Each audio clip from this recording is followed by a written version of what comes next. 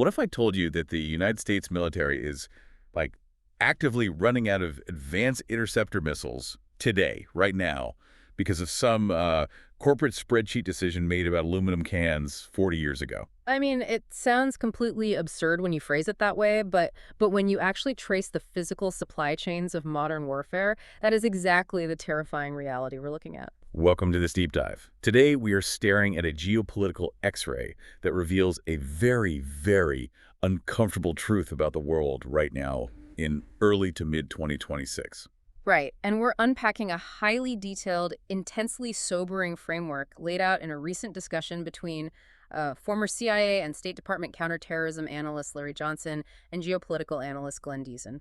And before we get into the weeds here, let's lock down the timeline so you, the listener, have the exact context for all of this. The analysis we're examining is anchored around events unfolding right now in 2026. Yeah, specifically the massive regional war that erupted on February 28th of this year. Exactly, which they are constantly measuring against the fallout from that, the 12-day war back in June of 2025. And we really need to establish our baseline up front here.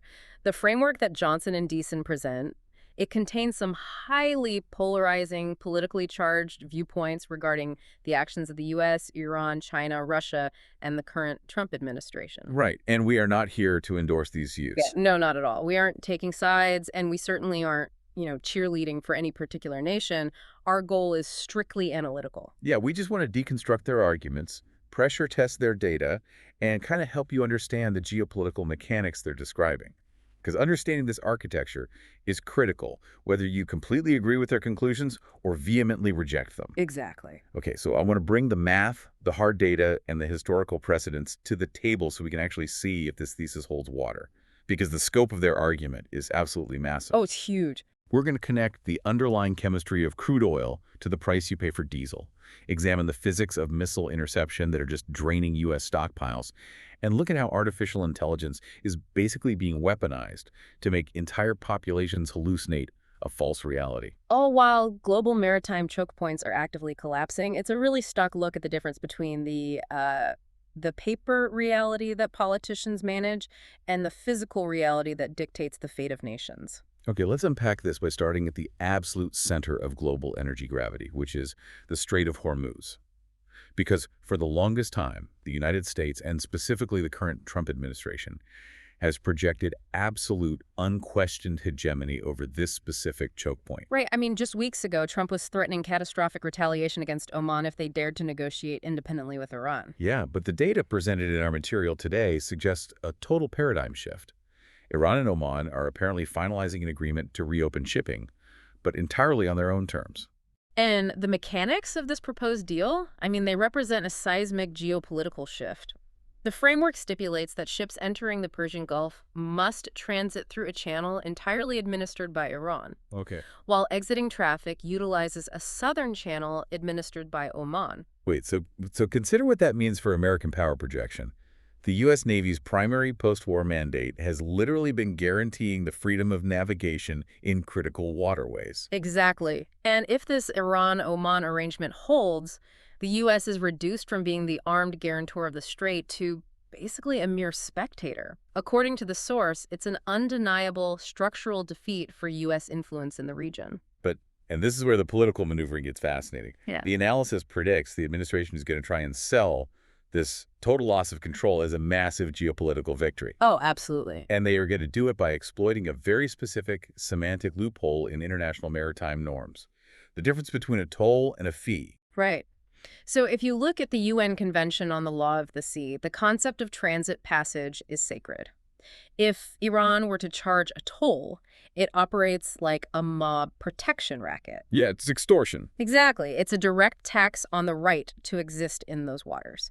That would be an act of hostility that clearly signals the U.S. has failed to protect international shipping. It's basically an outright blockade by financial means. Precisely. But a fee changes the entire legal and political complexion. Under this new arrangement, Iran can argue that they aren't charging for transit. Instead, they're levying a mandatory administrative fee to fund, environmental protection, oil spill, rapid response And readiness. navigation assistance, search and rescue. Exactly. Let me make sure I'm locking onto the reality of this. If an organized crime syndicate demands $10,000 a month just so my business doesn't burn down, I'm a victim of a crime. Right. But if the local city council mandates a $10,000 a month, like municipal environmental impact fee, Okay. to cover the fire department and waste management, the money still leaves my bank account. Yeah, the financial drain on your business is exactly the same. But one is an act of war, and the other is just doing business in a regulated zone. That is the exact mechanism of this diplomatic sleight of hand. The capital still drains from the shipping companies, and it still flows directly into Iranian and Omani state coffers. Wow. But the fee classification gives Washington a political escape hatch. It allows the administration to step up to a podium and declare that they successfully deterred Iran from imposing illegal tolls, preserving freedom of navigation. All while completely ignoring the fact that Iran now functionally controls and taxes the global energy supply. Right, they get to claim a rhetorical victory while absorbing a massive physical defeat. And whoever controls that physical lever controls the global economy. Which brings us to the cascading economic earthquake this shift is triggering. What the data reveals here is so much more insidious than just, the price of a barrel of crude ticking up. Yeah, we're looking at a concurrent systemic disruption of several foundational global commodities. Let's look beyond oil for a moment. Take liquid natural gas, or LNG, flowing out of Qatar. Right. Regional instability fundamentally compromises that supply chain. And the downstream effects of that are completely invisible to the average person until things just stop working. Yeah. I mean, the analysis points out that roughly 40% of the world's supply of helium is a byproduct of that specific Qatari LNG extraction process. And helium isn't just for party balloons. No. If you don't have liquid helium, you cannot cool the superconducting magnets in MRI machines. You can't manufacture advanced semiconductors. You can't lay high-capacity fiber optic cables. You also see massive disruptions in the global supply of sulfur and urea, with the data noting a 35% decline. Wait, 35%. Yeah. And these are the absolute bedrock components of global fertilizer production. The Haber-Bosch process, which synthesizes ammonia for fertilizer and literally keeps half the global population from starving, relies on these disrupted supply chains. So we're drawing a direct, undeniable line from naval positioning in the Middle East to immediate global food security threats. Exactly. But let's bring the focus back to the oil, because the analysis goes into the actual chemical mechanics of crude oil. And this explains why the United States is currently experiencing a massive crisis, despite being one of the world's largest oil producers. Right. There's a critical distinction between sour crude and sweet crude. And understanding this chemistry is like the only way to understand the current refinery bottleneck. It's the ultimate collision of geology and industrial infrastructure. Crude oil is not a monolithic substance. It varies wildly depending on where you drill it. Okay. Sour crude, which heavily dominates the output of the Persian Gulf, has a high hydrogen sulfide content. It is heavy, it is toxic, and it requires highly specialized metallurgy and intensive desulfurization hydrotreaters to refine. Whereas sweet crude has low sulfur content and is much lighter and easier to process. Right.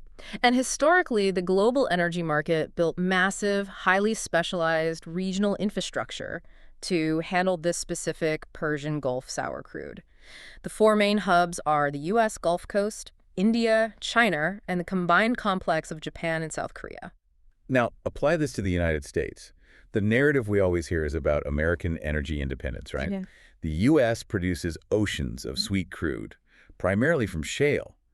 We pump so much of it that we're a net exporter.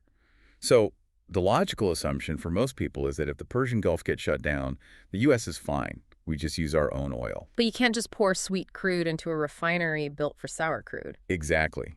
I dug into the engineering behind this, and it's fascinating. It's like owning an incredible coffee farm, but all your brewing machines at home only take these specialized espresso pods you have to import from across the world. Right. Having the beans doesn't give you your morning cup of coffee. 70% of U.S. refineries were designed, calibrated, and built over decades specifically to process imported sour crude. These facilities have massive coker units and catalytic crackers designed to break down the heavy vacuum gas oil found in sour crude. And if you suddenly deprive that refinery of sour crude and try to run pure light sweet crude through it, You completely unbalance the thermodynamic profile of the facility. You leave the coker unit starving for heavy feedstock, you overwhelm the distillation columns with light ends, and the refinery's total output of usable products, like diesel fuel, just plummets. it's an infrastructural paradox. The U.S. has the raw resource, but it physically lacks the correct mechanical stomachs to digest its own native oil efficiently. Wow. Because the U.S. historically imported 8 to 10% of its oil from the Persian Gulf specifically to feed these highly calibrated sour crude refineries, choking off that specific maritime route combined with earlier sanctions on heavy crude from Russia and Venezuela, it leaves the U.S. refining complex critically starved. And this creates a terrifying disconnect between the financial markets and physical reality. The analysis points out that you can look at the futures market and see the paper price of Brent crude drop $20 in a week. Yeah, and the financial press will immediately declare the crisis averted. The algorithms buy the dip. Because the financialized economy is mistaking the paper representation of a barrel of oil for the physical utility of refined fuel. The stock market can hallucinate stability all at once, but you cannot run an 18-wheeler, a freight train, or a Boeing 777 on a crude oil futures contract. Right. The physical reality doesn't hit the trading floor in New York. It hits the independent trucker at a logistics hub in Ohio trying to buy diesel, only to find the price has skyrocketed because the actual physical supply of refined middle distillates is evaporating. It's wild. And this physical constriction isn't isolated to Hormuz.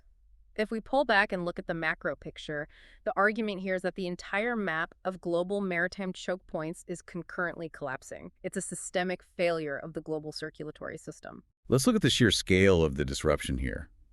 Hormuz is effectively under hostile administration. The Bab el-Mandeb Strait, the southern gate to the Red Sea, is severely restricted by Houthi asymmetric warfare. Right. The Suez Canal, while technically open, is physically compromised due to severe sustained droughts, limiting the draft depth, which drastically reduces the tonnage ships can actually carry through it. And then the analysis brings up the Panama Canal, introducing a massive geopolitical curveball. Yeah, this part blew my mind. Despite intense historic U.S. dominance over the canal zone, the claim here is that Panama has executed a quiet agreement, effectively placing Chinese state-aligned corporations back into positions of operational control over canal logistics and infrastructure. When you stack all of that together, we aren't just talking about energy bottlenecks anymore. We're talking about bulk raw materials, grain shipments, and the millions of TEU containers carrying the consumer goods that make up the modern economy. Yeah. If the four primary arteries of global trade are simultaneously bleeding out, restricted by rivals, or physically drying up, the global economy isn't just entering a recession. The source argues it is facing a structural depression. Which naturally leads to the most important historical question: where is the United States Navy? Right. The entire post-World War II Bretton Woods system was built on the promise that if the global sea lanes were threatened, the U.S. would deploy overwhelming naval force to clear them. If the economic survival of the West is at stake, why isn't the U.S. military simply forcing these choke points open? And the answer to that question is where this analysis gets genuinely chilling. We have to look at the brutal, unforgiving math of military depletion. Yeah, it's all about the numbers. The assertion is that the United States is not holding back out of, strategic patience. They are holding back because they are literally running out of the advanced munitions required to fight a sustained high-intensity conflict. Specifically, the data points to the exhaustion of PAS-3 Patriot interceptors and Tomahawk land attack cruise missiles. This is where we move past rhetoric and look at the open source procurement records. Johnson lays out the historical production data, and it paints a picture of a defense industrial base that is completely misaligned with the realities of modern attrition warfare. Okay, let's walk through the math on the PAS-3 missiles, because these are the crown jewels of U.S. ground-based air defense, essential for protecting bases, cities, and critical infrastructure from ballistic missiles. Right. From 2015 to 2020, U.S. production capacity was hovering between 100 and 300 missiles annually. Let's give them the absolute maximum benefit of the doubt and assume they hit that 300 cap every single year. That's 1,800 missiles for that block. Following that, production ramped up slightly. From 2021 through 2024, they hit roughly 500 a year, adding 2,000 to the stockpile. Okay. In 2025, they managed to push it to about 620. So if you aggregate the maximum possible production run over that entire 11-year period, the United States built roughly 4,620 PASI-3 missiles. That is the absolute ceiling of the inventory. Now we have to calculate the burn rate. And this is where the math gets terrifying. The analysis estimates that roughly 1,000 of those were diverted to Ukraine. That drops the inventory to 3,620. Right. During the 12-day war in June 2025, Israel utilized approximately 800 of them. Now we're at 2,820. And here is the breaking point. In just the first 42 days of the current regional war that began in February 2026, the data indicates that U.S. and allied forces fired at least 1,500 PAC-3s. Wow. And we have to factor in the physics and doctrine of missile interception. You do not fire one interceptor at one incoming hypersonic or ballistic target.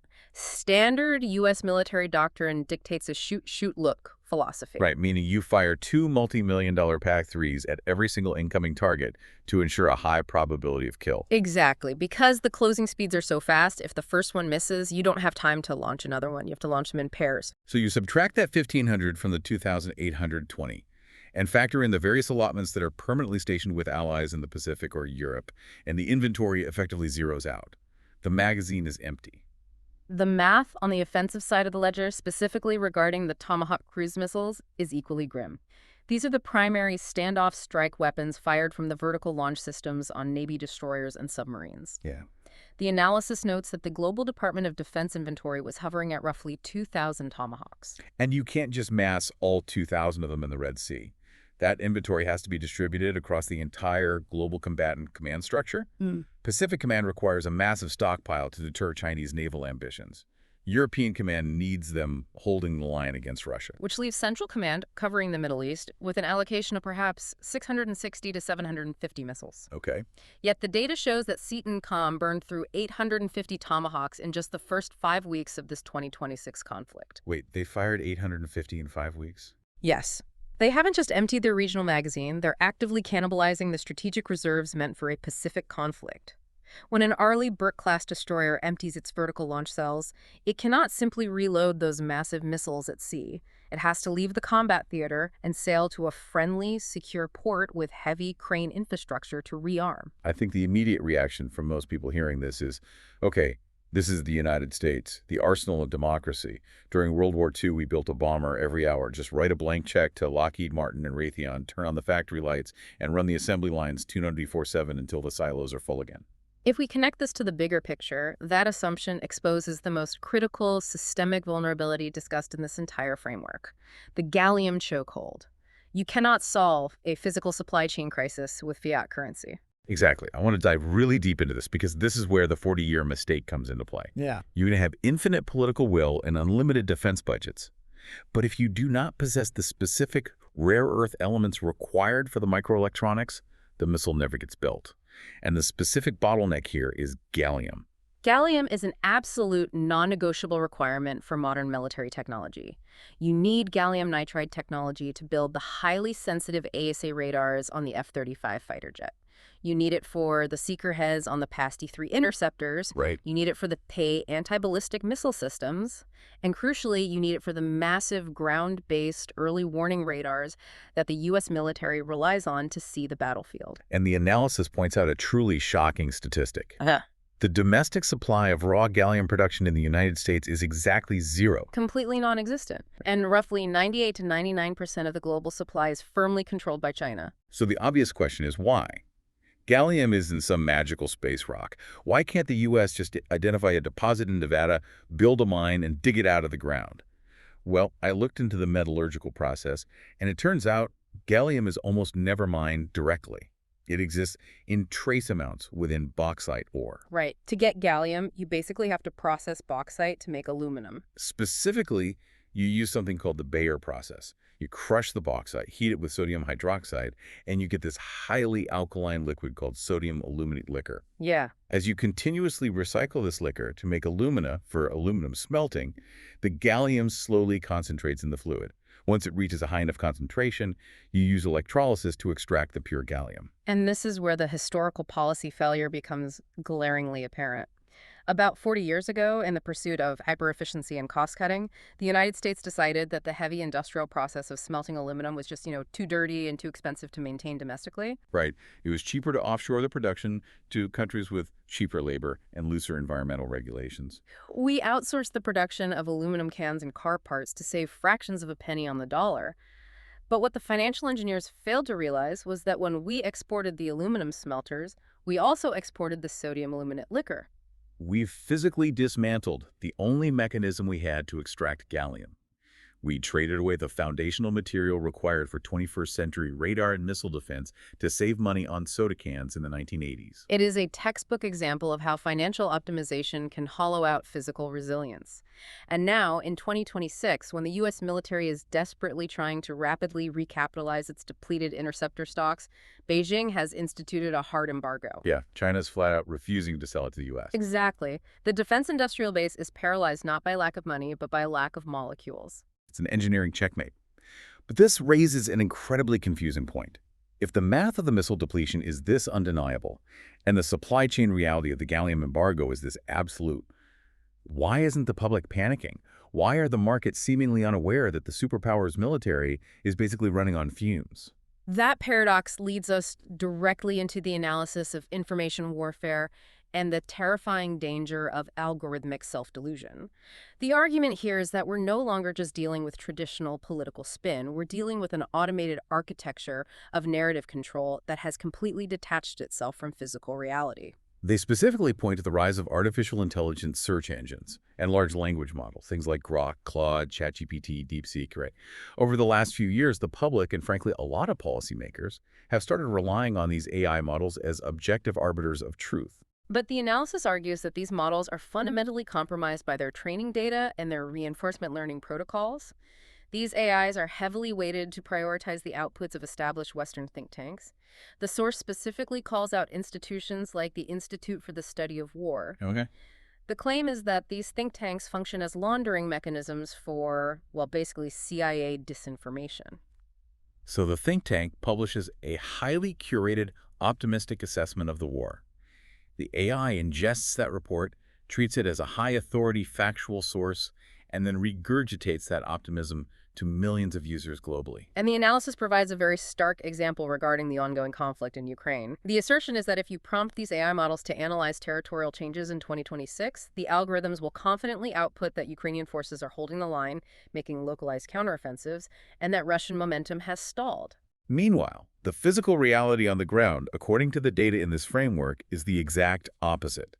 They argue that Russian mechanized units and artillery are actively encircling major strategic nodes like Sumy, Kyiv, and Kostiantynivka. And this exact same mechanism of AI-driven hallucination is being applied to the Middle East. The digital narrative constantly reinforces a picture of Iranian economic fragility and overwhelming U.S. technological superiority, actively obfuscating the reality of massive U.S. operational retreats. Okay, I have to push back here, though. Let's play devil's advocate for a second.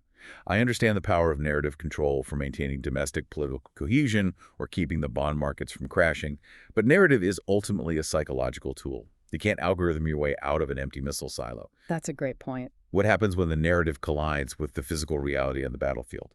That is the precise danger they're warning about. When propaganda is directed at an adversary, it's a tactic. When a leadership structure begins to consume its own generated propaganda, it becomes a fatal vulnerability.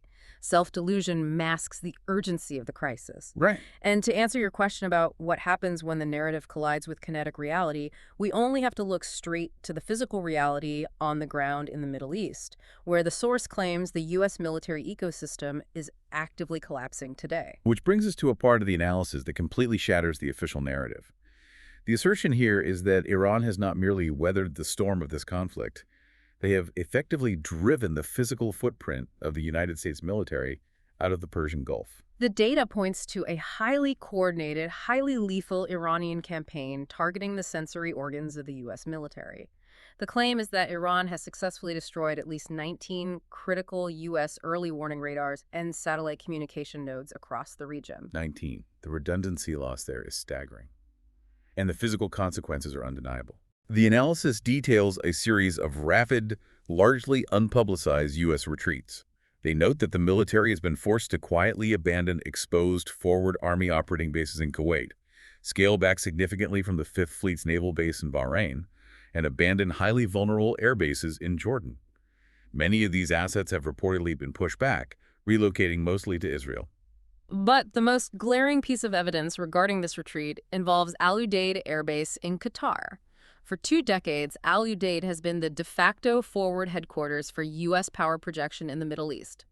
It served as the nerve center coordinating every drone strike, every fighter patrol, and every surveillance flight.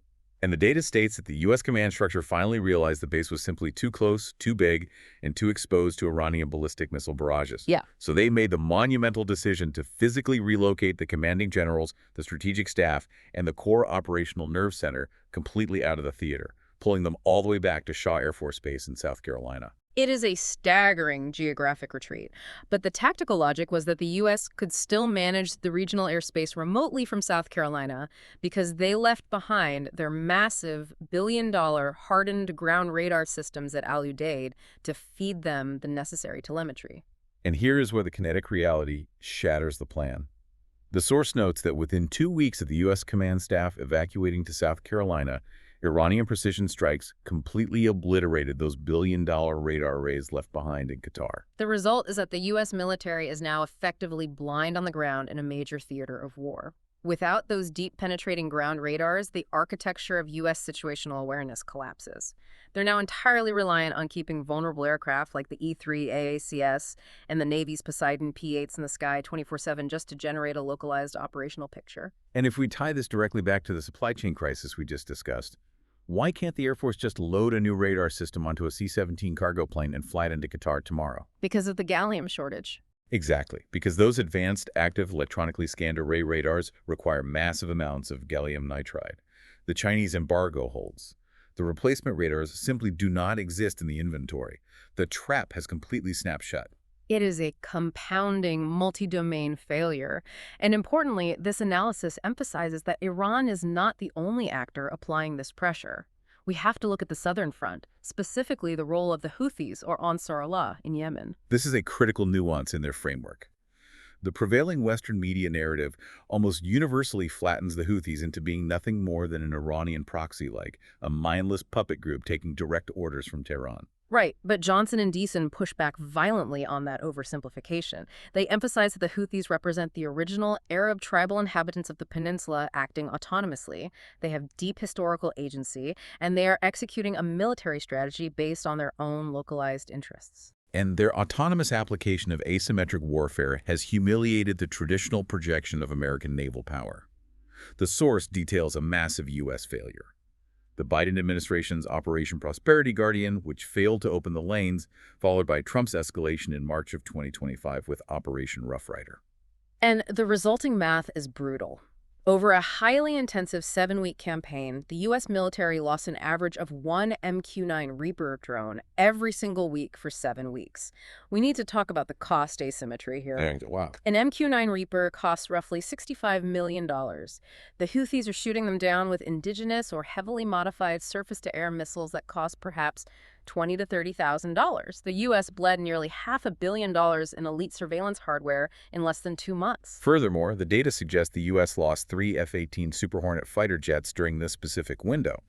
Now, whether those losses were the result of direct hostile fire or catastrophic mechanical failure due to the extreme operational tempo, the attrition remains the same. You're adding another $300 million in lost hardware. So the U.S. absorbs nearly $1 billion in high-end aviation losses in just 7 weeks, fails completely to degrade the Houthi launch capabilities, fails to reopen the Bab el-Mandeb Strait, and then, according to the analysis, Trump simply declares the operation a resounding success and orders a retreat. The geopolitical shockwaves of that retreat are profound, particularly for Saudi Arabia, because the Saudis' oil terminals, like the massive one in Yanbu, are highly vulnerable. If the American shield is demonstrably broken, the source argues that the Houthis will ultimately force Saudi Arabia to negotiate directly with them to ensure their own economic survival. Yeah. Okay, so I follow the logic of the U.S. ecosystem collapsing under the weight of attrition and supply chain failures. But there is a glaring question here regarding the adversary. If Iran is fighting a superpower, absorbing kinetic strikes, and dealing with constant operational stress, how is it that their capabilities aren't degrading? Right, it seems counterintuitive. In fact, the analysis notes that even Western media acknowledges that Iranian ballistic and cruise missiles are actively getting much faster, deadlier, and better at evading defense. How exactly is that possible in the middle of a war? That paradox is answered by examining Iran's tactical evolution and what the source identifies as the proxy R&D war. The framework argues that we are witnessing a fundamental shift in Iranian military doctrine. For decades, Iran operated on a doctrine of symmetrical retaliation, basically mirroring U.S. actions. But the source outlines how they have shifted to preemptive offensive strikes, striking concentrations of force before they could be deployed against them. The analysis points to the continuous strikes on CIA special ops bases in Erbil, Iraq, and the preemptive dismantling of those bases in Kuwait and Jordan we discussed earlier. But the most crucial part of this analysis is the explanation for the sudden, massive leap in Iranian technological lethality. The expert breaks down this advancement into 4 distinct pillars. The first pillar is the shift from GPS to Beidou. This is fascinating electronic warfare. The analysis notes that during the previous 12-day war in 2025, the U.S. and Mossad essentially executed a massive electronic backdoor operation. They backdoored Iranian GPS to divert missiles, causing them to veer wildly off course. It was a catastrophic vulnerability. You cannot fight a war using the enemy's navigation infrastructure. So the analysis states that by February 2026, Iran completely switched to the Chinese Beidou system, making their munitions immune to Western hacking and spoofing. Pillar 2 is the physical resilience of their manufacturing base, their underground factories. They aren't invulnerable above-ground industrial parks. They are carved into mountains, immune to nuclear strikes, and maintaining uninterrupted supply chains with Russia and China that the U.S. Navy cannot physically interdict. Pillar 3 involves direct intelligence. Iran is no longer fighting blind. The framework suggests that targeting data assistance from Russia and China is being piped directly into Iranian command centers. Here's where it gets really interesting, though. Pillar 4. The proxy R&D testing ground. The assertion is that China is directly introducing its own, untested next-generation missiles into the Iranian arsenal. Consider the strategic dilemma Beijing faces. They have advanced weapons, but they've only ever been fired on pristine test ranges. China has absolutely no real-world, combat-proven data on how these weapons perform against fully alert U.S. Patriot PAC-3 networks. So instead of going to war themselves, Chinese technicians configure the hardware, Iran fires them directly at U.S. targets in the Gulf, and China gathers real-world combat data for future conflicts. It is the ultimate strategic irony. For the last several years, NATO has aggressively utilized the conflict in Ukraine to live test its own weapons against Russian air defenses. Now, the source points out, China is using the Middle East as a live-fire laboratory against the U.S. They just internalize the NATO playbook and flip the board, and this mounting military and technological pressure leaves the U.S. with very few options, leading to an incredibly tense diplomatic standoff. Which brings us to the diplomatic impasse and the crushing reality of the BRICS economic threat. If you can't win the physical war, you have to find a diplomatic off-ramp.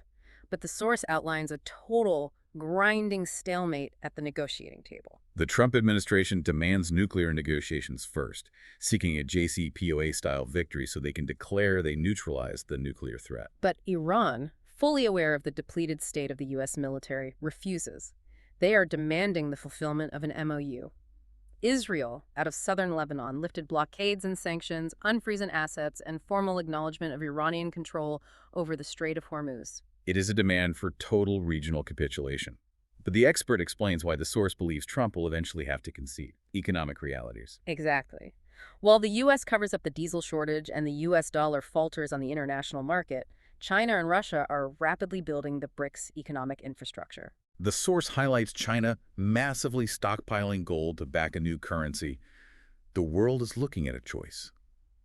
Invest in a U.S. reliant on promises like, "I'll gladly pay you Tuesday for a hamburger today," or a gold-backed Chinese economy. And China is not forcing Iran to surrender because Beijing knows that if Iran and Russia fall, China is next on the menu. The long-term game is playing out right now. So let's pull all of this together. We started at the Strait of Hormuz, examining how the brutal physical reality of losing control over a global choke point is being politically laundered. We traced that loss of control directly into a cascading commodity crisis, looking at diesel fuel and helium. We confronted the hard mathematical reality of American military depletion, with PAC-3s and Tomahawks running dry. We looked at the gallium shortage, the collapse of the U.S. base network, the AI hallucination masking the retreats, and the rise of a gold-backed BRICS economy. It's a staggering picture. And before we close, I want to leave you with a final provocative thought to mull over. Building directly on the source's point about the U.S. losing its gallium supply because it outsourced aluminum production 40 years ago. Yeah, the spreadsheet decision. Think about the everyday products and industries in your own country right now. How many seemingly mundane, invisible supply chain decisions made decades ago by corporations looking to save a few pennies on manufacturing are actually acting as ticking time bombs, quietly dictating the outcomes of modern global conflicts today? What else did we trade away without realizing it? It really makes you look at the world differently. Thank you for joining us on this deep dive. Keep questioning the narratives you hear, look for the hidden connections in the world around you, and we'll see you next time.